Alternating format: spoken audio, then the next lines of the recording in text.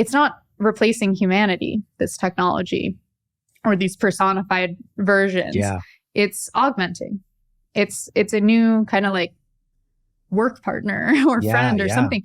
So I think if you can get past that, and again, that's sort of the work of not getting left behind. I don't think it's so much of what are the programs we put in place in terms of technology or innovation education. We have that infrastructure. It's more like fear and uncertainty development, and that I think is really what we need to do to empower people to not get left behind.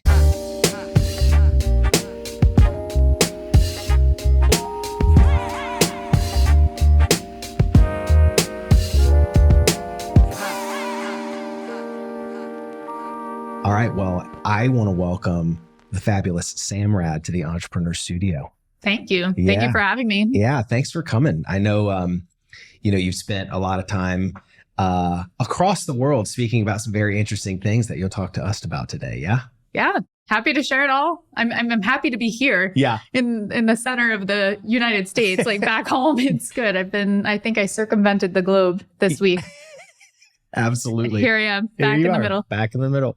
Well, your expertise spans a wide range. And this is the interesting part. It's like it's entrepreneurship, technology, anthropology, and the future.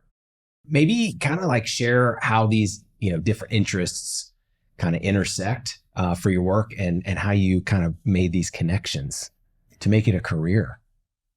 My career, it's tough because it's in hindsight, it makes sense. When I was progressing through it, I seem crazy, usually, like a bit ahead. Truth be told, when I was in undergrad and university, I thought I wanted to study neuroscience or something, but I'm not a scientist. I'm a storyteller. I just loved watching people, always.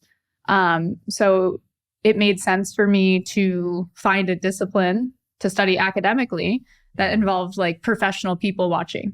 Yeah. Right. Like I just kind of I'm like that slightly creepy person that's like creating narratives for every person I see in the airport. And I did a bit of theater and writing as well, and fiction. And so I kind of grew up during this time where, like the internet was new. Social networks were just starting to come online. And I was noticing even in classes, it was this shift from like an analog reality, so taking notes on paper, to digital reality where people were bringing not cell phones yet, but, maybe a laptop and just watching these people. And so I go to the department, I'm like, I want to study like anthropology of the internet. Like, I don't want to go off to some jungle and observe people. I want to do this in the digital world, like go travel there. And they're like, what do you mean travel to the digital world? Yeah. So it was a bit tough to convince departments of what I was seeing. Ultimately, I found sort of a one-to-one comparison of the equivalent of like if I were to go again to some remote village and live there for 6 months, and it was a virtual community, a virtual world called Second Life. This was 2008, 2009. Wow. So I lived there for 6 months. I mean, obviously, I still was here as a human body, but did anything from the aspects of life that you would study as an anthropologist. So the in-world economy, the in-world currency, which was called the Linden dollar, and I needed money, so I made these digital T-shirts and I sold them in this world for the in-world currency. And I'm like, well, okay, I can buy stuff, like go to a concert. I saw Fatboy Slim in concert with that money. And I'm like, this is like real for all purposes. But this was very early, right? And we're now talking like 15 years ago. So I don't know what happened. At some point through this research, I also was like, I want to start a tech company. I must have been completely insane. I was studying theater at the time and like writing plays about the future, and decide I'm just going to build the future instead. And, that was about a 10-year side journey, 4 companies later, where, I've always felt this tension as both an entrepreneur, but also a researcher of, do I build the future or do I tell the stories that shape it? And so I kept going back in. I built a few companies early in artificial intelligence, one that was early in blockchains. My research was in these immersive realities and simulation. So I would keep getting to a point as an entrepreneur where I was like, I don't think I can make the change in the world that I would like to, like a positive impact. At least for me, I'm not saying for others, taking that approach just because of the way that the business models would be structured. But yeah, I mean, it was sort of a really serendipitous path, this journey of really being fascinated with humanity and the human condition and the impacts that these emerging technologies, of course, in our era, the digital, technologies, but if we look through the course of human history, I mean, in my talks, I go through history, right? And so we have these revolutions, the Stone Age, the Mesolithic era, where we learn to harness fire and stone tools. We move into writing and communication, and then blast off till now. So really, it's always just been this fascination with the convergence of technology and society. So what do you think? One, how did you discover, I'm not a scientist, I'm a storyteller? Like, what was the moment where you're like, this is who I am? I was born with that knowledge. I mean, if you could meet my grandfather, has passed away since then. This man was larger than life, would have, lots of grandchildren. There was 20 of us and just telling a story. Not great at fact checking, I would say in this, but for me, I've always had a bit of a creative impulse, again, both from, writing my own fiction or writing plays or trying to help people understand. It's the creative impulse. We all have it. I believe every human has a creative impulse. We all as human beings have a creative impulse. And that's something that I'm really passionate about working with people to find their authentic expression and fully embody that. So for me, it's quite clear in my family, perhaps a lineage of storytelling. I can imagine many, many generations ago, just the ones that carried the oral tradition, but with a little flair. Because let's be real, I need to keep myself in check with my stories. Something that I always gravitated towards. I knew that the formats, whether it was written, I'd write stories, it was very imaginative. I'd perform them on stage or direct plays. And again, when I say I went on, it wasn't really a side journey, but I went on this journey of building technology companies. And through each one, I realized that the part that I liked the most was the storytelling. Whether you want to call that marketing or positioning or literally my first company, I filmed the whole thing. And it turned into a reality TV series. I thought I was making a documentary about the building a company post 2008 financial crisis. I was a documentarian. I thought I'd be a foreign correspondent.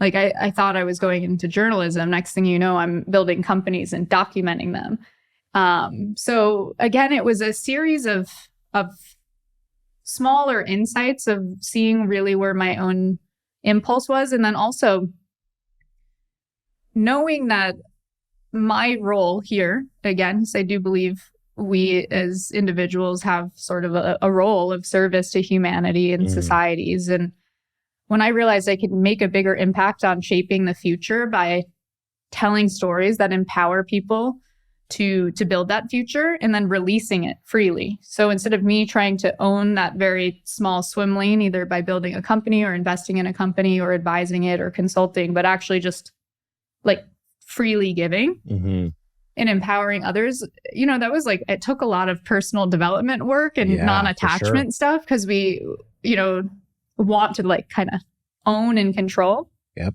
So it was a mix of things. It wasn't so much knowing, I'm a storyteller, this is my place on this planet. It was, I know I like this. I know the impacts it has when I do it. And again, everyone has their own beautiful expression.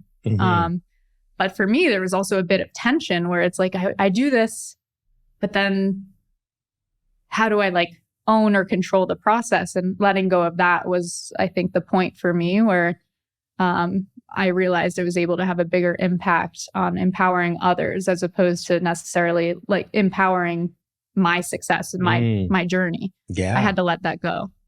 Well, that seems like you had a a journey of discovery and probably, all these different pursuits. And I definitely want to circle back and talk about kind of what got in the way with the business aspect, what roadblocks or why you decided to take an alternative path. But what's the path you're on today, right now, to do the empowerment thing? So all of the stuff that you learned, what path and what direction and trajectory are you on today to make that contribution to society?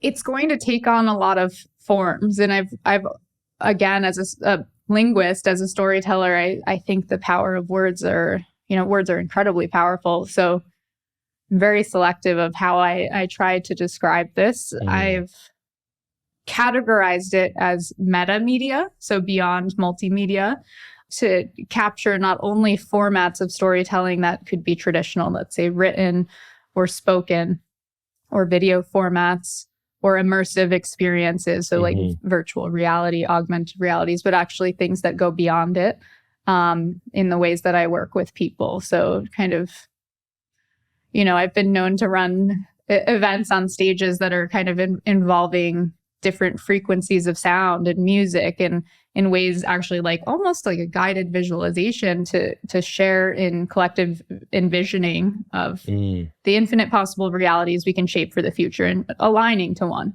So we have so many narratives, right, of fear and discord, and particularly in the mainstream media. So it's, for me, like, I know for sure what I've aligned to is narratives that shape a positive viewpoint on what's to come, and empowering others to do that for themselves. In an ideal world, people will not need me to come in and do this, but almost guide people to feel that comfort with the uncertainty and actually find more certainty in their path. But yeah, quite literally, it's, I have some books coming out, probably a number of media formats and storytelling. And I again try not to control the process so much of the way that it comes out, because whether I do a lot of public speaking, so I'm often on the road, on tour with people in presence, whether that's 10 people, 100, 1,000, 10,000, and I do a lot of one-to-many work where it's just sort of getting a group of people all on the same wavelength, and it's beautiful. I would say 5 years ago, I'd stand and let's say it's like 1,000 people. Maybe one of 1,000 I would feel a resonance with, because I can feel it, right? Like I'm trying to tap in, I'm trying to get us all here. Then it was 50%. And recently, and I'm going around the world. This isn't just US centric. Yeah. I'm both feeling a fear and uncertainty for the future, naturally so, but also I'm feeling almost 100% connection and resonance and a willingness to embrace newer ideas or the shaping of what's to come. Yeah. And, I'll give an example. I was very early in these mindsets of decentralization or blockchains, and it was really scary to talk about, because what people were hearing in between the lines of what I was saying, of course, because this was just a natural evolution, this world of the way that we form trust with other human beings.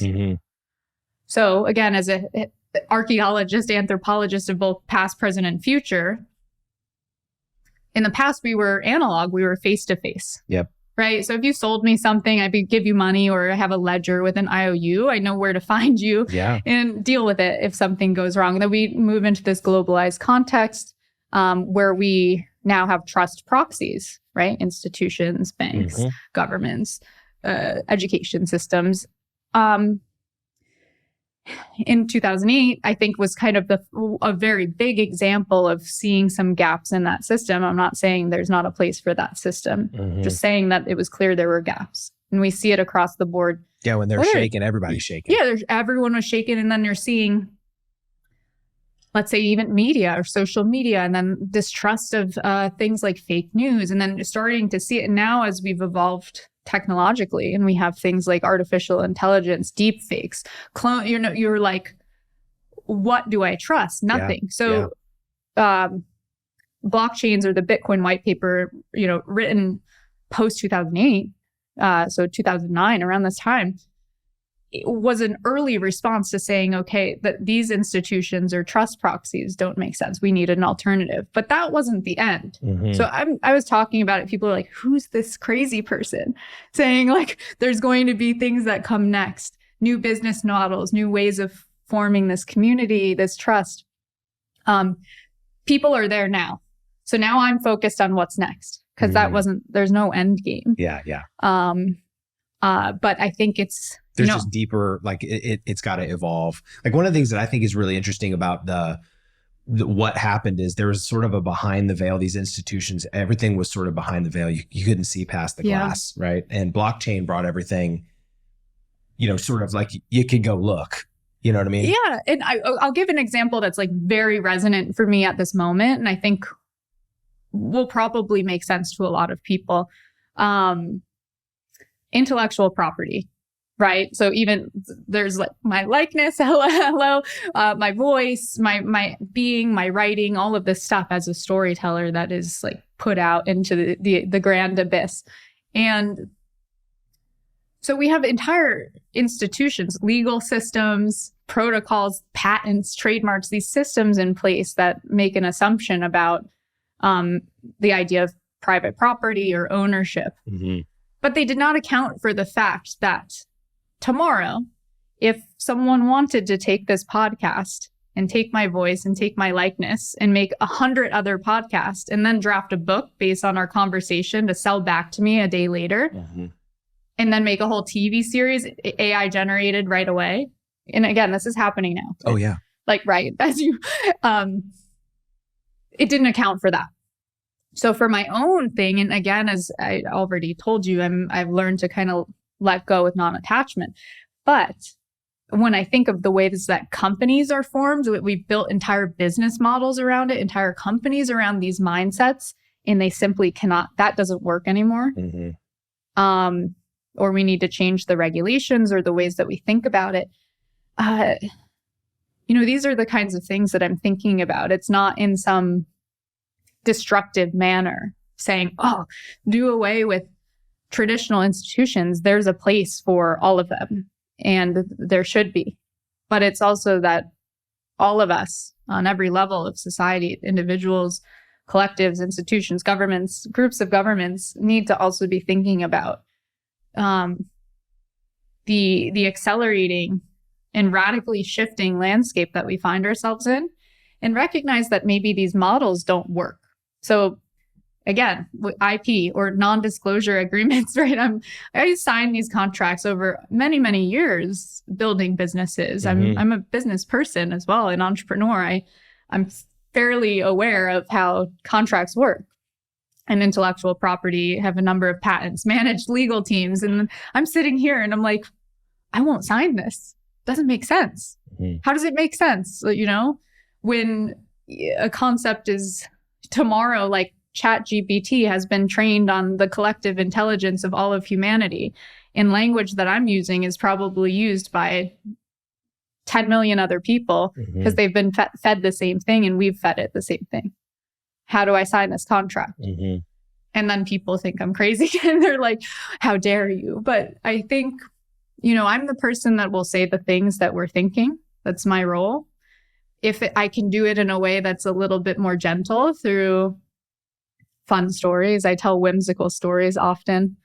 I tell a story of collecting these special rocks as a child with my brothers to essentially critique the global financial system. And, they're like, why? Oh, it's so cute. And people laugh. And I'm like, yeah, it's cute. But if I stood up on stage and sat here and just like did doom and gloom stuff, that's not as powerful.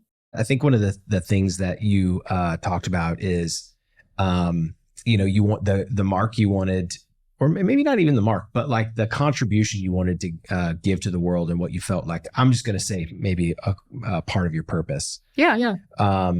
You started these companies and there was sort of something in the way, right? So talk about what, building a company and coming to the conclusion that like, this isn't me. What was sort of the crux, the moment where you were like, this stuff is in the way and I need to be make a different contribution? Why was business sort of building traditional business? Yeah. That's a great question too, because I am like a entrepreneur and business person as much as I am a storyteller to my core. I grew up as a child of a family business.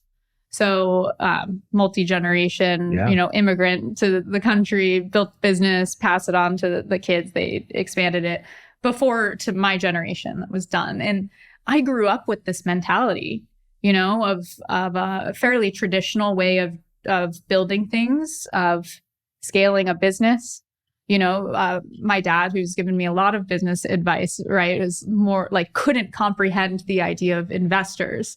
It's like you take a loan, you work, you pay it back, you build a business must be profitable from the beginning, and so these are the values that I have been raised with. And I still align to those values. Of course, anytime there's a financial or energetic exchange, it's sort of a business. So I'm not, sitting here being like, I don't do it. And I don't close the door to the possibilities of what is to come in the future. Though I did have a moment where I said, I'm never doing this again. And I can kind of hit rewind now. So my entrepreneurial journey, the first company, which was a startup, they were all technology startups, but the first one I built with the mindset of this very lean family business mindset. I'm thinking in my head, this will Bootstrap. be a 20-year journey for me, 30 for the rest of my life. I was naive, right? I didn't realize the purpose of building those companies was to flip it in 5 years. And my goal was to build a billion-dollar unicorn. Once I realized that was the game that I was supposed to be playing, I was like, okay, I'll play this game. And so then to venture back, the middle one was sort of an experiment. Then there was 2 more after that were the traditional Silicon Valley mindset. Yeah. Go fast, take on a lot of investor capital, where the pressure, the first one was, no success, no return until $1 billion company. The most recent and my last one was a decacorn. My goal was a $10 billion company that was given to me by the board. I was like, not to say that that's not possible, but that's the way the funds are structured, right? Bet on a ton of things and hope that one succeeds for that return. The rest, it doesn't matter. And for me, I felt a little like we're devoting our lives to this and I'm building teams as if they're family. And many people say, don't call them family. They're not. They're coworkers. Fine. Maybe I don't call them family, but these are human beings that I care very deeply about as a leader. It can be something different. I do care. No, look, and I went through a number of very eye-opening, shocking decision-making processes as a founder, as a leader. And I've been in a number of roles. The first one was CEO, then CTO, then Chief Product Officer, Chief Marketing Officer, back to CEO. I've done it all, trying to be like, which one? And either in all of those experiences, of course, I was very deeply involved, personally hiring every person who ended up on our team, curating that, creating the culture, and deeply connected.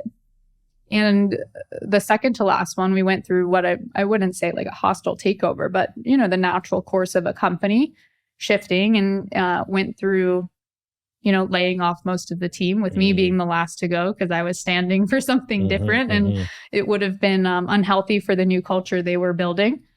And it was just heartbreaking, for me. And I thought, okay, if I need these skills, almost like sociopathic skills to succeed, this is not what I want to do.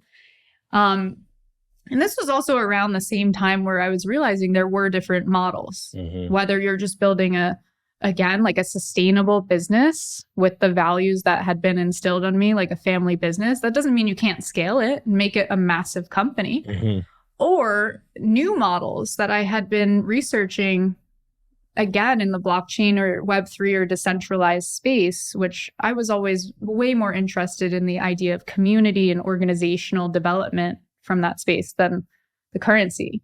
And so if you look past things like trading monkeys and Bitcoin, there are a lot of really interesting experiments on the societal level of how do we structure and govern people in new ways, like decentralized autonomous organizations, and even look at the governance or lack thereof of something like a Bitcoin. So I'm sitting there and I'm like, yeah, maybe we can do new ways of collective value creation, whether you call that a company or something else. And I experiment with those. I've been anonymously involved in quite a few of them, just either contributing or observing. And for myself, probably I even do this in my community of fellow speakers, educators, writers of, maybe we bring together a network and amplify all of our messages, while staying in our own individual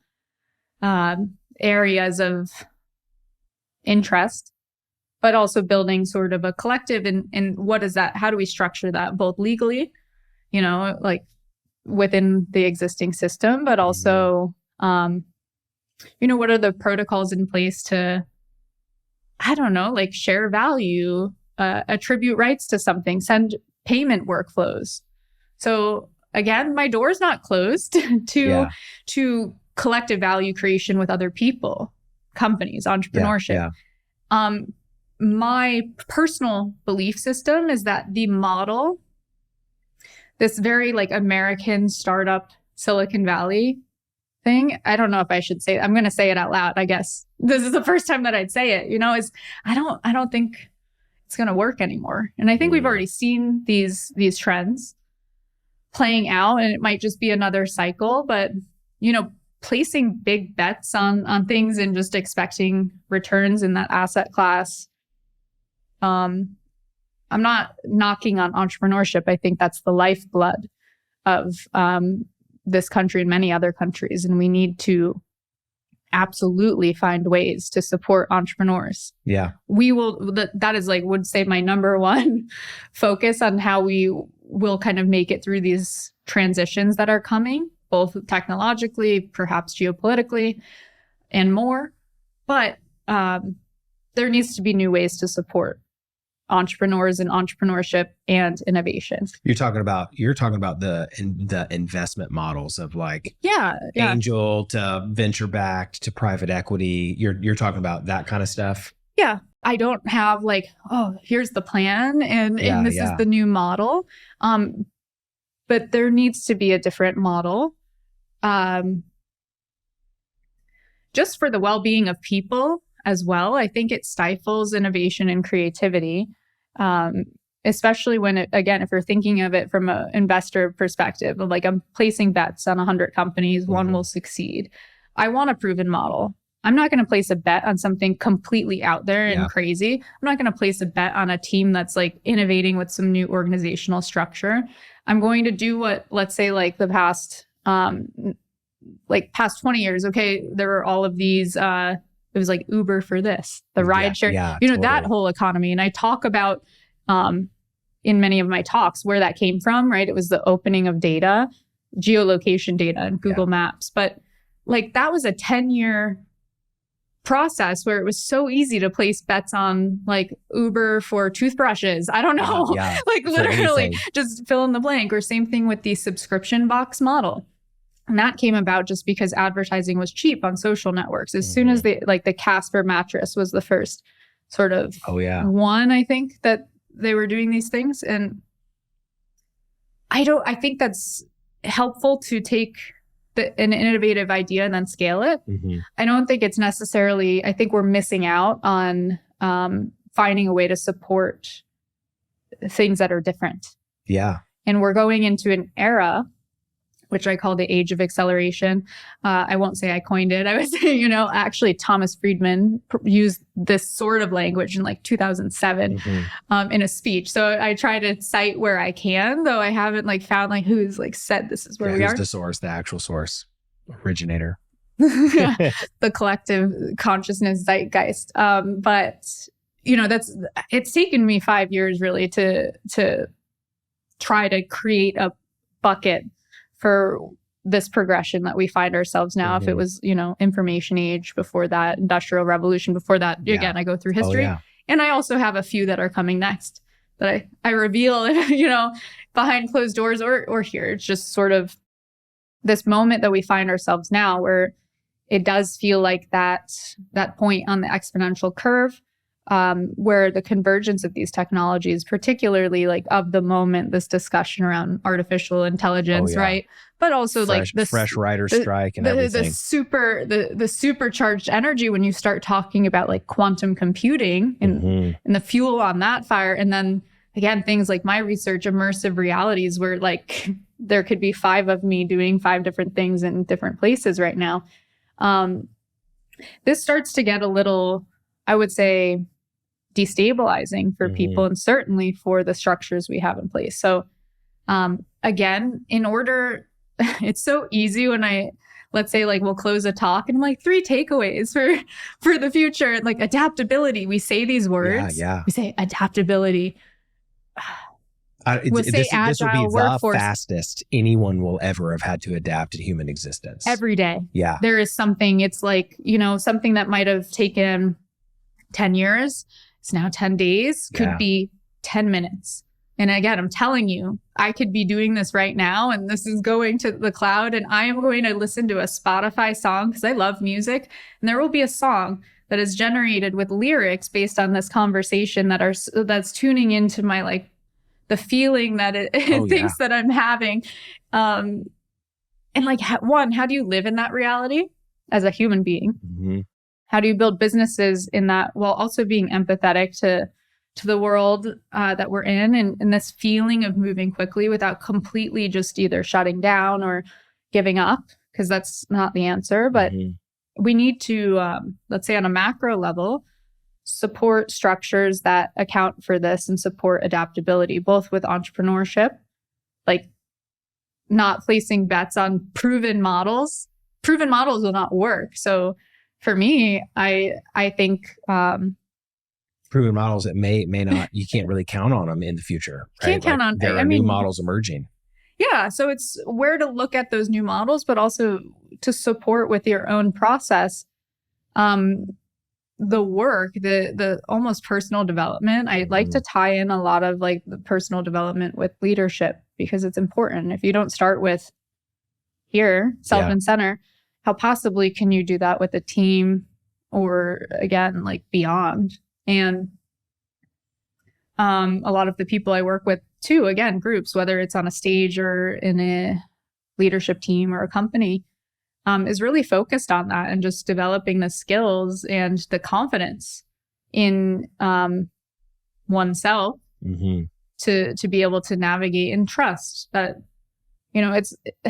it's all okay. It's just that the change feels, again, it's fast.